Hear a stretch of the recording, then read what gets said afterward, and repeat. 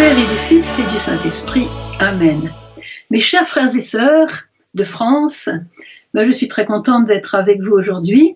Je sais que vous êtes réunis en prière, aussi avec des enseignements, pour préparer ce grand jour du 40e anniversaire. Et donc Guillaume m'a demandé de vous faire une petite communication, chose que je fais avec bonheur. Alors, qu'est-ce que c'est que ce 40e anniversaire ? On nous bombarde de questions, qu'est-ce que tu penses, qu'est-ce que tu crois, qu'est-ce qui va arriver, qu'est-ce qui se passe. Donc, j'ai donné quelques éléments, je n'ai qu'une demi-heure, donc ça va être vite fait. En tout cas, voilà, pour moi, le 40e anniversaire, eh bien, c'est une longue préparation de la part du ciel pour ce qui va arriver. Regardez toutes les occasions du chiffre 40 dans la Bible. On a 40 jours avec Noé, avec donc le déluge, qui a préparé quoi ? Eh bien, je dirais un nettoyage de la terre de tous les péchés. Ça a été un renouvellement de l'humanité. Ensuite, on a eu les 40 jours de Jésus au désert. Ça a préparé toute sa mission avec l'Esprit Saint. Ensuite, on a eu les 40 jours entre la Pentecôte et l'Ascension, ça a préparé la Pentecôte. Ensuite, on a eu, qu'est-ce qu'on a d'autre encore comme 40 jours ? On a plein d'exemples comme ça. Donc, pour moi, c'est une préparation, une longue préparation, mais il fallait ça. Et une préparation à quoi ? Une préparation à ce que le ciel prépare pour nous. Car il ne faut pas croire que le ciel aujourd'hui nous regarde les bras croisés comme ça, et voit tout ce qui se passe, le virus, les morts, les maladies, les lois antichrétiennes, les persécutions, le vaccin, tout ce qui traîne dans les médias, qui se contredisent d'ailleurs, et donc la confusion et les souffrances quant à l'avenir très incertain, puisque maintenant on a appris à vivre le jour en se demandant qu'est-ce que sera le lendemain. Le lendemain, on sait ce que c'est. Le lendemain, on sait ce que c'est. Et nous, chrétiens, nous le savons. Et nous devons le savoir et se le répéter. Le lendemain, c'est la victoire du cœur immaculé, le triomphe du cœur immaculé et la victoire du Christ. Il y a un message qui n'est sûrement pas assez connu, mais que j'aime beaucoup répéter ces temps-ci, qui a été donné par la Vierge au début des apparitions et qui va certainement vous apporter beaucoup de joie. La Sainte Vierge a dit, c'était répété par Myriana, je pense que c'est elle qui l'a reçu, elle a dit quand tous les secrets de Medjugorje seront non seulement révélés, mais réalisés, eh bien ce sera la fin du pouvoir de Satan. Pas trop tôt, pas trop tôt. Eh bien, voilà, merci Seigneur pour ce message. Et une fois, j'ai fait tout un direct sur le 2000e anniversaire de naissance de la Vierge Marie. Et on a eu l'exemple de 24 heures ce jour-là, le 5 août 1984. On a eu l'exemple de ce que c'est qu'une journée sans Satan, sans le pouvoir de Satan, comme elle avait dit déjà aux voyants la veille. Donc là, qu'est-ce qui va se passer ? Eh bien, ça sera que le monde sera un petit peu nettoyé. Ça ne veut pas dire qu'on n'aura plus de tentation, parce qu'on emporte. Il y a des moments où Satan n'a pas besoin d'agir pour qu'on ait des tentations. Notre chair elle-même peut nous entraîner vers le mal, vers le bas. Mais en tout cas, ça fera une grosse différence. Maintenant, alors, c'est une préparation au futur et un très beau futur. Un futur qui s'appelle la victoire de Dieu et la victoire du cœur immaculé de Marie, puisque comme l'a dit très bien Jean-Paul II, la victoire appartient à la Vierge et à ceux qui lui appartiennent, donc ceux qui sont consacrés à elle. Entre-temps, il y a ce que j'appellerais un intermède, et cet intermède n'est pas facile. Vous voyez bien comment est le monde. Un jour, quelqu'un a demandé à la Sainte Vierge, des voyants, mais pourquoi tu nous demandes tant de prières ? Et elle a répondu, il y a des années de ça déjà, elle a répondu, allez par les rues, allez par les chemins, et regardez comment le péché a pris de la puissance dans le monde. Et ça, c'était il y a des années. Alors regardez maintenant qu'est-ce qu'elle pourrait dire. Et le Seigneur, quand on regarde la Bible, quand le peuple de Dieu a beaucoup trop exagéré avec les idoles, avec le péché, eh bien, elle a dû intervenir parce qu'il nous aime. C'est par amour que le Seigneur va intervenir parce qu'il nous aime. Donc, il y aura les secrets. On a des très beaux secrets au début, comme par exemple le signe, mais après, il y a certains secrets qui sont un peu durs, qui sont même durs, et qui ont déjà été un petit peu adoucis, édulcorés, disons, grâce aux prières. Alors, cet intermède, je ne voudrais pas trop en parler parce que on verra bien comment c'est, mais je pense qu'il y aura des souffrances, il y aura même des martyrs parmi nous, il faut s'y préparer. Et c'est l'Église qui va prendre un coup l'Église va prendre un coup comme elle est en train d'en prendre d'ailleurs, puisque vous savez qu'en France, tous les jours pratiquement, il y a des vols d'hosties, il y a des églises qui sont saccagées, il y en a qui sont brûlées. Alors j'aime bien citer Marthe Robin, d'ailleurs j'ai une très très belle estampe d'elle, je voudrais vous la montrer, parce que je sais bien que tous les Français l'aiment. Ça va, est-ce qu'on la voit bien comme ça? Est-ce que vous la voyez bien? Je la mets bien au centre. Ça va. Donc on peut la prier. On peut la prier particulièrement parce qu'elle a beaucoup prié pour la France, elle a beaucoup souffert aussi pour la France, elle a beaucoup offert pour la France, et elle a dit que la France tomberait très bas, plus bas que les autres nations, mais quand elle aura le nez dans la poussière, la Vierge viendra la sauver. Et cette Vierge, bien sûr, il y a Lourdes, il y a Fatima, mais essentiellement, je crois que ce sera la Vierge de Medjugorje. Parce que qu'est-ce qu'a fait la Vierge pendant ces 40 ans? Elle a préparé un petit reste qui va durer durant cet intermède douloureux. Et ce petit reste va être, comme le disait le père Ratzinger, qui avait une mission de l'Église, disons, dans les années 60, donc il n'avait aucune raison de parler comme ça de l'Église. Eh bien, il a dit, l'Église sera persécutée, elle sera pauvre, elle sera humble, elle sera cachée. Et elle sera pauvre, humble et cachée. Elle perdra ses privilèges et aussi beaucoup de ses biens. Mais elle sera remplie de l'Esprit Saint. Et ce petit reste, un peu comme en parle Saint Louis-Marie Grignon de Montfort, c'est-à-dire les apôtres des derniers temps, c'est pas des grands personnages qui sont toutes les scènes et les micros du monde, tous les écrans du monde. Eh bien, ce petit reste sera formé des pauvres, de ceux qui, dans l'ombre, dans la discrétion, dans l'humilité, je dirais même peut-être dans la vie cachée, continuent à croire en Dieu, continuent à dire leur chapelet, continuent à prier avec la confiance dans le cœur que le Seigneur nous aide, qu'il ne nous abandonne pas et qu'il va intervenir.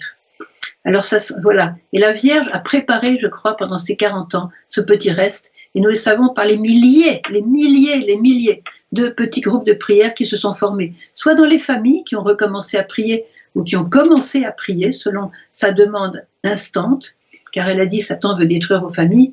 Le remède, chers enfants, c'est de prier en famille, car quand vous priez en famille, Jésus arrive au milieu de vous. Je suis sûre que vous voulez tous avoir Jésus au cœur de vos familles. Quand il est là, Satan ne peut pas rentrer parce que la place est déjà occupée. Donc, vous voulez tous avoir Jésus dans vos familles, dans vos maisons. Alors, priez en famille. Le Seigneur Jésus lui-même n'a pas menti quand 2 ou 3 sont réunis en mon nom, je suis au milieu d'eux. Donc, la Vierge a préparé ce petit reste. Et je vous exhorte tous, et je sais que vous serez partie prenante, de faire partie de ce petit reste. Il ne faut pas s'attendre à être béni par le monde, il ne faut pas s'attendre à être regardé comme des héros, il faut s'attendre à être méprisé, ridiculisé, pointé du doigt. Quoi, tu vas encore à la messe, toi, tu crois encore à tous ces balivernes, encore, tu dis encore ton chapelet, mais c'est n'importe quoi, tu perds ton temps, et puis fais comme tout le monde, allez, profite de la vie, enfin, vous voyez, tout ce qu'on entend pratiquement, vous connaissez toutes ces rengaines-là. Donc, ceux qui tiendront, grâce à l'appui de la Sainte Vierge, parce qu'ils habitent dans son cœur. Comme elle l'a dit la dernière fois, je vous prends tous dans mon cœur immaculé. Elle n'avait jamais dit ça. Elle dit consacrez-vous à mon cœur immaculé, soyez proches de mon cœur, etc. Elle a fait plein de messages comme ça, mais elle n'avait encore jamais dit qu'elle nous prenait tous. Alors c'est une très très belle nouvelle qu'elle nous prend tous. Maintenant, il faut aussi garder cette grâce en restant dans son cœur immaculé. Il ne faut pas sauter du bateau. Alors je parle du bateau parce que l'Église est un bateau. L'Église est un bateau comme le bateau qui était fouetté par les vagues dans l'Évangile, comme une grande tempête s'est abattue sur le lac de Tibériade, et les apôtres, les braves apôtres qui étaient des pêcheurs, disons, vraiment habitués à ce lac, eh bien, ont eu une peur panique. Ils voyaient que l'eau rentrait dans le bateau, il commençait à couler, il y avait du vent, enfin bref, ils ont été réveillés, Jésus qui lui dormait sur son coussin, pas du tout inquiété, voilà. Je pense pas qu'il faisait semblant de dormir, je crois qu'il dormait vraiment, donc ils l'ont réveillé. Seigneur, est-ce que ça te fait rien? Nous sommes en train de périr, tout ça. Homme de peu de foi, pourquoi avez-vous peur? Alors, on sera tenté d'avoir la peur parce que le bateau prendra l'eau. D'ailleurs, il le prend déjà un petit peu, vous voyez cette confusion. Comme le disait, je pense, le message de Fatima qui n'a pas encore été révélé puisqu'il a été en grande partie finalement donné à nouveau à Akita. Tout le monde dit que le message d'Akita, c'est le 3e secret de Fatima, qui avait été un petit peu sous les, disons, secrets, qui restait secret, quoi. Et donc, leurs cardinaux contre cardinaux, évêques contre évêques, voilà, et bon, les uns contre les autres, c'est ça, ce temps de grande épreuve. Et bon, il faut s'attendre à être dans cette guerre, mais je vous invite vraiment à habiter le manteau de la Sainte Vierge. Ça veut dire quoi? À être contre son cœur. À être son cœur, à être consacré à son cœur immaculé, bien sûr au cœur de Jésus. Et ce bateau qui prend l'eau, qui est battu par les vagues, par les vents, par les tempêtes, il n'est pas du tout, je dirais, sécurisant d'être dedans. Et notre sécurité n'est pas dans la tranquillité humaine, matérielle. La sécurité, elle est dans la présence de Jésus. Et Marie a dit, très belle parole, chers enfants, l'Église, c'est mon fils. Je le répète, gravez ça dans votre esprit, surtout quand l'Église sera encore plus persécutée qu'elle ne l'est aujourd'hui, surtout en France. L'Église, chers enfants, c'est mon fils. Si vous sautez du bateau, vous abandonnez Jésus, c'est clair.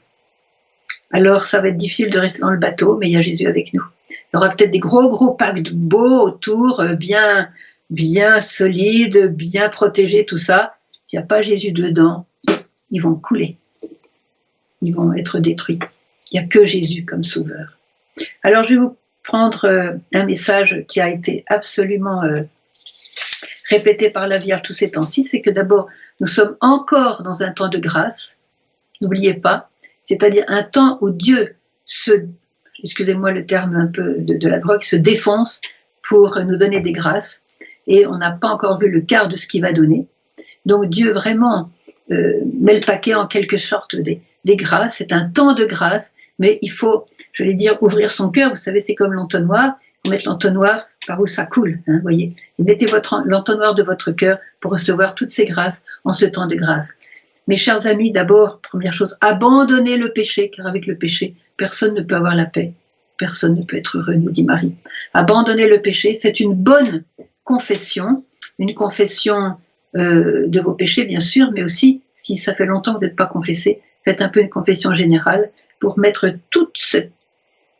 j'ai toujours les mots anglais et italiens qui me viennent, toutes ces pourritures, je dirais, vraiment les jeter dans le cœur enflammé de Jésus, et ça brûle et ils disparaissent.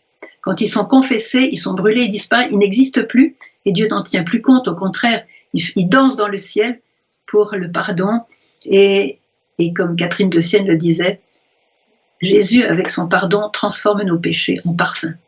Vous voyez? Alors, quant à la petite Mariam de Bethléem, elle disait, mettez vos péchés au pied de l'arbre, et comme de l'engrais, et puis les fruits sont encore plus beaux. Voyez. Donc, alors les péchés, c'est rien. Une fois que c'est confessé, c'est rien du tout. Le Seigneur est trop content de faire couler sa miséricorde sur nos âmes.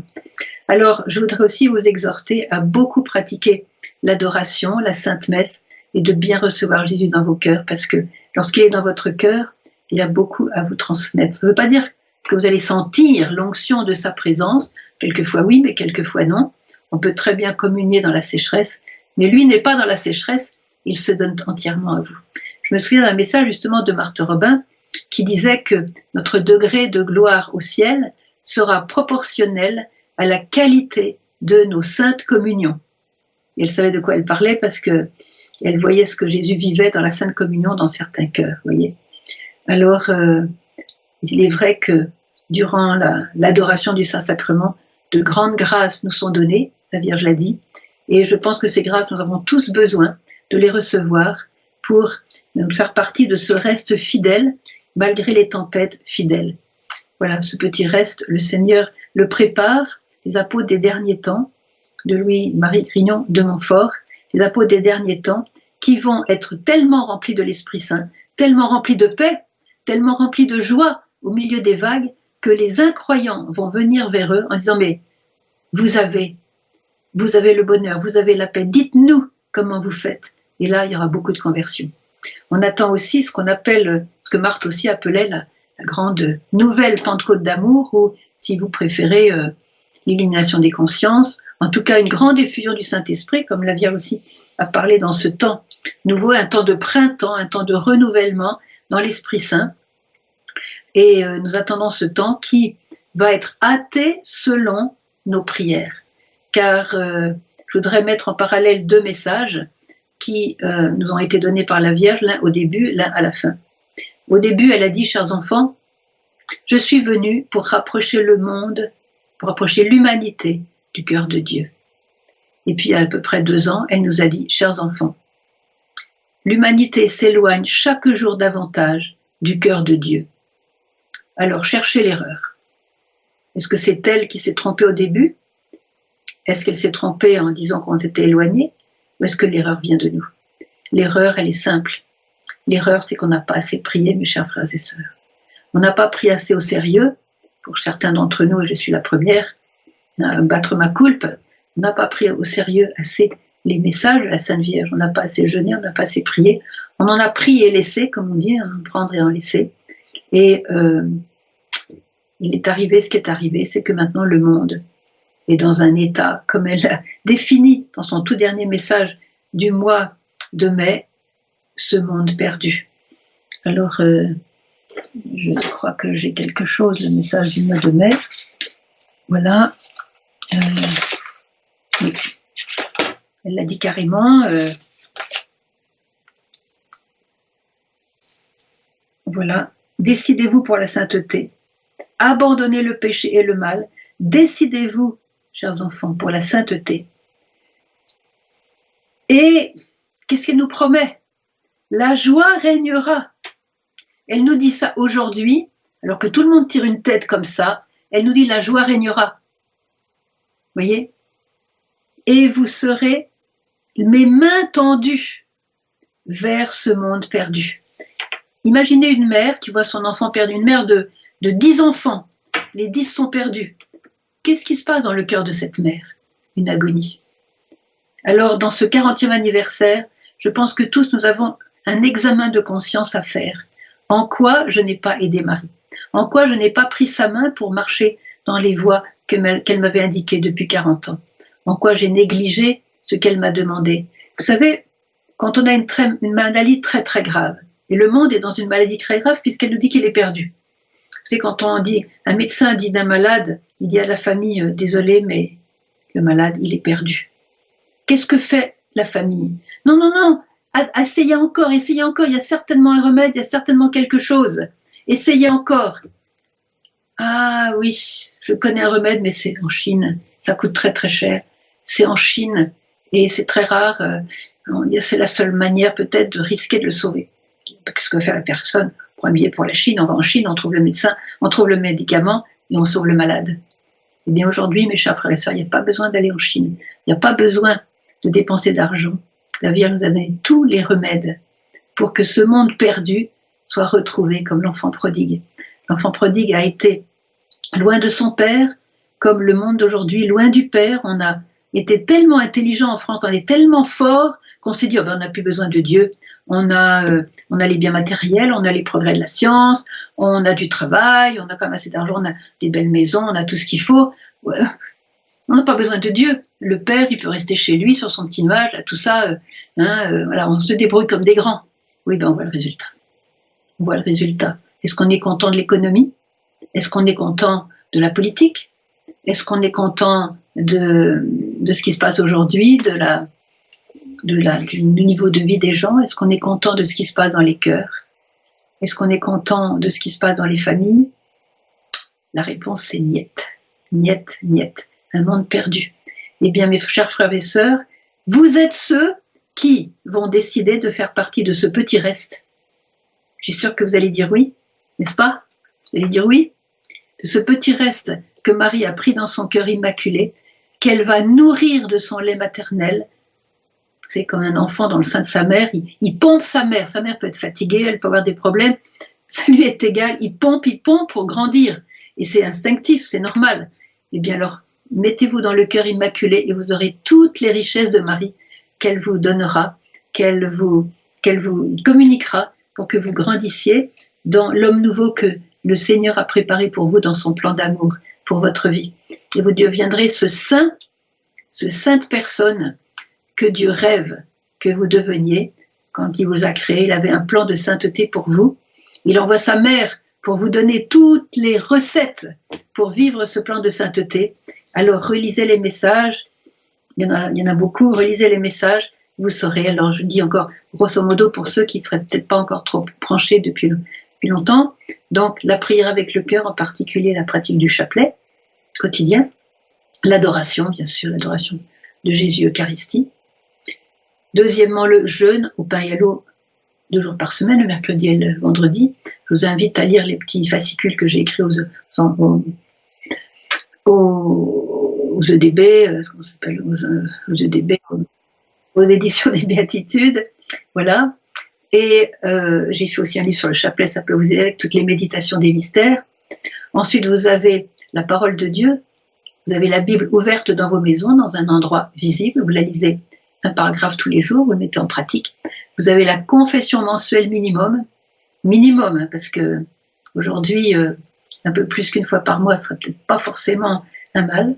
Donc la confession au moins mensuelle, priez pour vos prêtres. Et puis alors le clou, le gâteau sur le cerise sur le gâteau, c'est évidemment l'Eucharistie. Jésus vivant qui vient à nous dans l'Eucharistie. Alors ça, c'est inimaginable la grâce que ça nous donne. Je vous rappelle ça très vite parce que, évidemment, vous en aurez toutes les explications dans les livres sur Medjugorje, dans vos conférences, etc. Mais je voudrais insister là-dessus. Donc, voilà. Alors, je vous invite donc à cet examen de conscience et à prendre une décision, le plus beau cadeau que vous puissiez faire à la Vierge pour la remercier de sa patience, hein, qu'elle soit venue pendant 40 ans avec tous les coups qu'elle s'est pris. Hein, parce qu'elle s'est pris des coups, hein, s'en est pris des coups. Elle a été vraiment roulée dans la boue à beaucoup d'égards. Elle a continué, elle vient encore, et je crois qu'elle va venir encore un petit peu, surtout moi jusqu'au cygne. Je sais qu'après le cygne, il n'y aura plus qu'un seul voyant qui la verra, et encore pas très longtemps. Et donc, voilà. Je ne suis pas pressée d'avoir le cygne, parce que ça voudrait dire que les apparitions quotidiennes vont vite disparaître, mais elle a dit qu'elle viendrait voir les voyants 1 fois par an au moins pour toute leur vie, jusqu'à leur mort. Donc on aura encore au moins 6 apparitions de Medjugorje par an avec les 6 voyants. Alors donc pour la remercier, je vous invite à prendre aujourd'hui un des messages que vous avez négligés et de vous décider. Le plus beau cadeau, vous pouvez lui faire plein de prières de remerciement, vous pouvez faire des hymnes, vous allez faire les litanies de la Sainte Vierge, chanter l'hymne Acatis, les plus beaux chants de Marie, vous allez tout faire ça, c'est magnifique. Et chaque fois que vous faites un chant à Marie, elle se réjouit, son cœur de mère se réjouit. Mais le plus beau cadeau que vous puissiez lui faire, c'est de vivre quelque chose de ces messages, de commencer par vivre un de ces messages importants et de lui dire que vous allez continuer. Et ainsi, vous allez faire partie de cette, je dirais, de cet extraordinaire petit reste. Vous regardez la Bible, il y a toujours un petit reste à un moment donné quand le monde était plongé dans la vénération des idoles, qu'il a exagéré avec les idoles, avec toutes sortes de péchés graves. Eh bien, Dieu a laissé pendant un temps, puis à un moment donné, il a agi, il a renouvelé le monde, il a renouvelé son peuple, il a pardonné à son peuple. Il y a toujours un petit reste. Alors je vous invite à faire partie de ce petit reste. L'intermède, comme je disais, je ne sais pas combien de temps il va durer, je pense qu'il sera dur et court. C'est ce que j'ai compris, mais bon, ce que j'ai compris ne fait pas parole d'évangile, hein, mais je pense qu'il sera dur et court. D'ailleurs, Marthe Robin, semble-t-il, a dit que la France tombera très bas, mais ce sera comme une balle qu'on jette par terre et qui rebondit aussitôt. Donc, pour qu'elle rebondisse aussitôt, ça prouve qu'il y a quand même de la matière, hein, et qu'il y a de l'espérance. Alors la Vierge nous exhorte à la joie et surtout à l'espérance. Parce qu'aujourd'hui, beaucoup de gens sont désespérés. Sont en tout cas découragés, quelquefois même désespérés. Ils ont peur. Alors, pour quelqu'un qui a peur, il n'y a rien de plus réconfortant de voir quelqu'un de joyeux à côté de soi, qui va lui expliquer pourquoi il est joyeux. Il est joyeux parce que, au milieu de toutes les turpitudes de la vie quotidienne, il a Dieu dans son cœur. Et comme elle dit elle-même, quand on a Dieu dans son cœur, chers enfants, on a tout. Alors qu'aujourd'hui, la Vierge prépare ce grand événement, 40e anniversaire vous donne ce tout qui est en Dieu, qu'elle remplisse votre cœur, elle qui est la reine de la paix, la reine du shalom. Le shalom, c'est le fait d'être complet, d'être rempli. Donc qu'elle remplisse votre cœur de la Sainte Trinité, de l'Esprit Saint, qui va vous animer de l'intérieur et vous donner de vous réjouir du don de la vie, du don de la grâce au milieu de ceux qui peut-être sont découragés. Et puis qu'elle vous embauche, je dirais, à sa vigne, qu'elle vous embauche pour travailler avec elle pour le salut de tous ceux qui ne savent plus reconnaître ni leur gauche, ni la droite. Alors je crois que je vais vous laisser, je ne sais pas si ça fait, on m'a donné une demi-heure, je ne sais pas si j'ai dépassé le temps. Ah, j'ai encore un petit peu de temps, c'est bien. Alors si j'ai encore du temps, ben, je vais en profiter, ne croyez pas que je n'ai rien à vous dire. Alors je voudrais vous inviter à l'abandon dans les mains de Dieu. Vous savez, il y a un grand saint en Italie, qui était de Naples, qui s'appelle Don Dolindo. J'en ai déjà un petit peu parlé dans certaines nouvelles mensuelles. Alors lui, il a une vie difficile. Il était prêtre, il a eu du mal à devenir prêtre, il était tellement pauvre, il ne pouvait pas étudier, tout ça. Et il a trouvé, le Seigneur lui a dicté cette formule: Seigneur Jésus, je m'abandonne à toi, c'est à toi d'y penser. Alors dans les difficultés, abandonnez-vous à Dieu qui a un plan de paix et un plan de victoire pour vous. Est-ce que vous croyez que dans vos difficultés, que ce soit vis-à-vis de vos enfants, de votre travail, de votre santé, de vos finances, de votre avenir, de tout, est-ce que vous pensez que Dieu a un plan de paix pour vous? Eh bien oui, il a un plan de paix. Alors pour que ce plan de paix arrive et que vous puissiez sortir de l'impasse et de cette difficulté, vous dites simplement, vous pouvez faire une neuvaine 9 fois: ô Seigneur Jésus, je m'abandonne à toi, c'est à toi d'y penser. Ça veut dire, je mets le paquet dans tes mains, c'est ton problème, et moi je vais gérer ce que je peux gérer, mais avec une totale confiance qu'on va avoir la victoire, parce que j'ai tout remis entre tes mains. N'oubliez pas la parole du Christ sur la croix: Père, entre tes mains, je remets mon esprit. Donc remettez tout en lui, dans le cœur du Père, dans le cœur du Christ, dans le cœur de Marie, et vous verrez que votre vie changera. Quand elle nous dit « je vous mets tous dans mon cœur immaculé », alors là c'est le fin du fin, parce que voilà. Alors elle nous dit beaucoup, elle nous parle de la joie, elle nous parle aussi du courage, de l'espérance, du courage.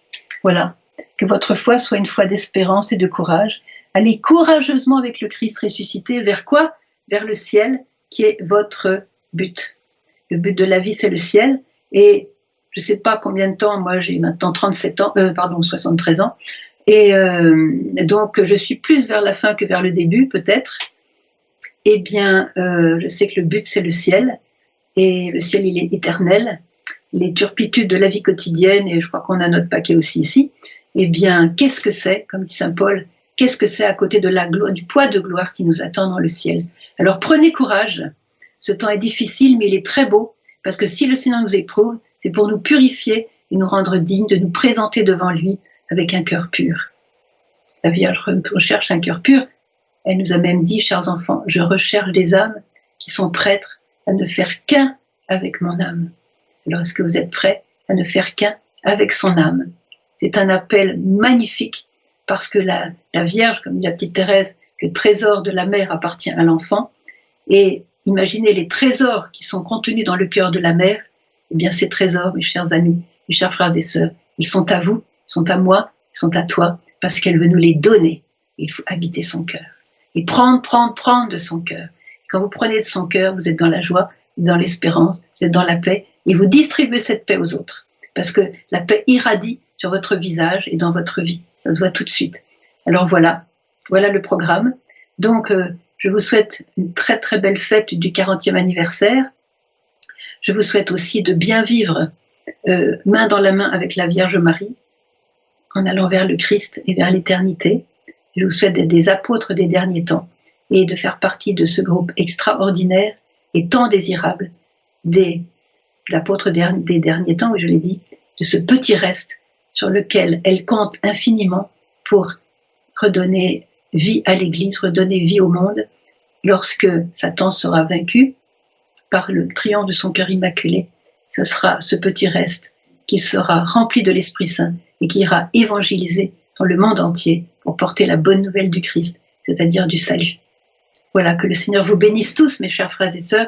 J'étais contente de prendre un petit temps avec vous. Je ne peux pas me déplacer en France, mais au moins, on a ces techniques-là qui sont super pour être quand même ensemble, malgré la distance. Alors que Dieu vous bénisse au nom du Père, le Créateur, au nom du Fils, le Rédempteur, et au nom du Saint-Esprit, le Consolateur. Amen. À bientôt.